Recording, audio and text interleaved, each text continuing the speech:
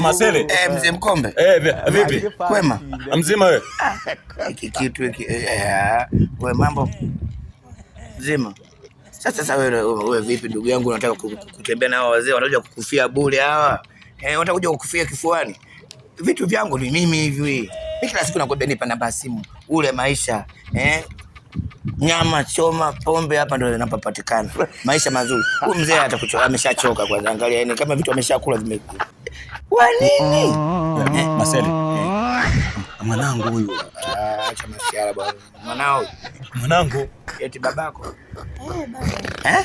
Babangu. Naona sasa mbona huwa usemi? Muda wote tunakaga pale maskani kwenye bao pale, sema kama unamtema mwanangu, aone ati tunafanana mwanangu.